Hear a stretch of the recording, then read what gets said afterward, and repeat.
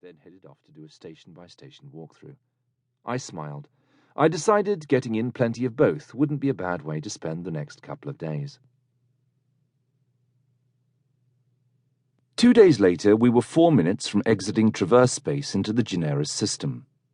I was at my duty station sweeping across my boards looking for trouble but finding none. That made me uncomfortable. I made a quick comm call down to Dwayne Longer. "How are we looking?" I asked, fishing for information. "All nominal, sir. The Sublight HD drive is scheduled to cut off the moment we break the bubble in the Generis system. The chemical impellers will activate automatically and propel us out of the jump space tunnel and into normal space. From there, our only concern should be winning the bet," he said. "Which you had better," I replied. "Thanks, Dwayne." Sarosian chose just that moment to enter the bridge and take his station, firing up his board with a sweep of the hand. The confusing glut of shapes and colours were a complete mystery to me, and I was glad I'd never had to learn them. We all buckled in with 1 minute to go. McClintock turned the countdown over to Jenny Hogan at astrogation. 30 seconds, she called on the ship-wide comm from her second-tier station. "All systems green. When we exit jump space, we will have travelled farther than any Quantar ship in more than 2 centuries. We are making history." That was something we could all be proud of. I looked to Dobrina, our highest-ranking Carinthian officer, but she had her eyes fixed to her board. Although we had similar duties, monitoring systems and such, I was much more engaged in the smooth running of the systems, and she much more in the application of those systems to overall ship status. If she saw something she didn't like, it was within her prerogative to shut that system down.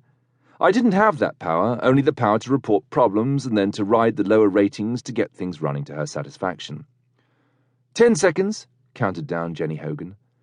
In that short amount of time, she would disengage the hyperdimensional drive and shut down our protective Hoagland field in the same instant, dropping us from a bubble of space in an unknown higher dimension and back into our dimension. Then our Sublight HD drive would cut out and our chemical impellers would kick back in, re-engaging our mass in a forward motion to exit the large and unusual jump space tunnel at Generis. Only when we had exited the tunnel would we find ourselves totally in normal space again and able to navigate normally to the system's home planet. I gripped the arms of my safety couch as Hogan counted down to 0. The cerebral scattering associated with entering a jump was much different than when exiting. While all of our maneuvering actions of the ship were pre-programmed, we were not.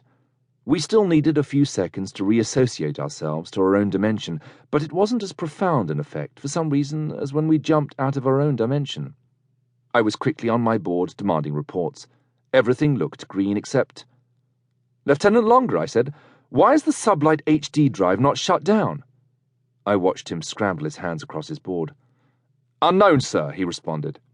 I unbuckled from my seat and was at the railing in a second. "If that drive is still engaged, we could be pulled back into the jump space tunnel, mister," I said. "Understood, sir. The HD drive is shut down, but..." "But what, man?" I demanded. "It looks like residual neutrinos were generated by the full stop, sir. It kept the drive engaged for a few microseconds longer than planned, sir," he said. I turned to George Layton at the helm. "Where are we, Lieutenant?" Layton's hand played across his board. 0.153 AUs further into the tunnel than expected, sir," he said. "And what's our heading?" "We're not in normal space, sir, we're in jump space. So it's difficult to tell, but it seems we're losing ground to the star." I spun around and reported to my captain.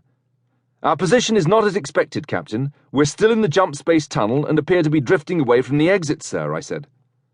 "How long until the impellers can pull us out?" asked Captain McClintock. I looked to Longer, then over to Sarosian. "Uncertain that they can, sir," I said honestly.